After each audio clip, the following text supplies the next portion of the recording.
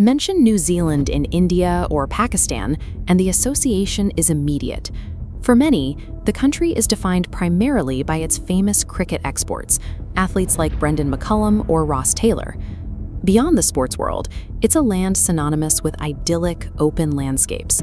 Yet there is a striking geographic contradiction at play. 80% of New Zealand is completely empty.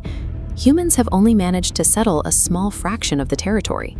70% of the entire population is concentrated on the North Island, leaving the rest of the country nearly desolate. That density narrows even further when you look at the city of Auckland.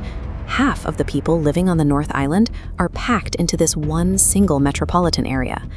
New Zealand is comparable in size to the UK, yet it holds less than 7% of the UK's population. Why is such an expansive landmass compressed into one tiny corner? The geography itself is the primary barrier. The Southern Alps dominate the South Island, creating a wall of jagged terrain where building basic roads or infrastructure is a logistical nightmare. To the east, the land is often too dry for traditional agriculture. Human history here began with a search for resources. Around the year 758, a Polynesian fisherman named Kupe reportedly fled his home to escape a shortage of food caused by local octopuses, sailing south across the open Pacific. Kupe discovered a land teeming with seafood and lush forests. This prompted the Maori people to settle the islands, where they thrived in total isolation for nearly 1,000 years. This isolation meant the Maori developed without any external threats or competition. They became the sole inhabitants of a resource-rich landscape, largely removed from the conflicts and diseases of the outside world. That isolation ended in the 17th and 18th centuries.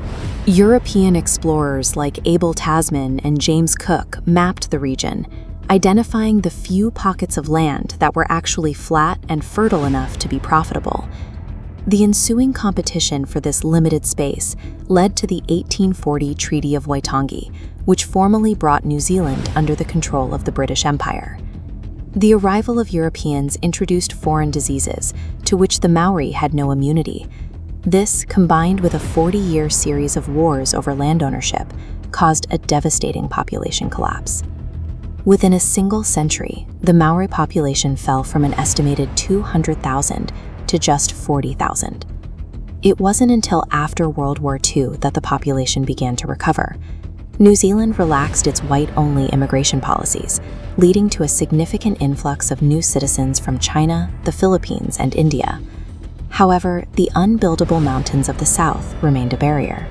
This surge of modern growth was funneled directly into the existing infrastructure of Auckland, pushing the city's resources to a breaking point. Today, that concentration of people has created an economic crisis. With a high demand for housing and almost no buildable land left, Auckland has become one of the least affordable cities on Earth. The government is now offering $8,000 grants to residents who are willing to move 100 kilometers away to Waikato, just to relieve the pressure on the city.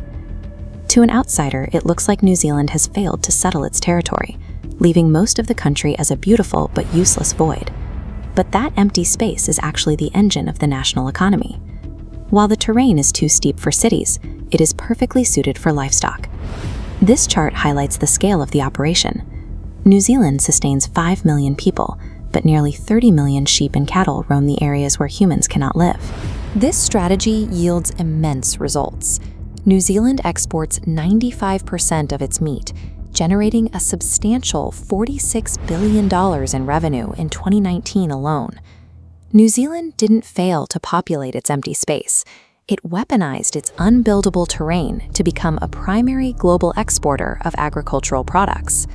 It serves as a study in geographic determinism, proving that a nation's success isn't defined by having perfect land, but by finding a way to make even the most difficult geography profitable.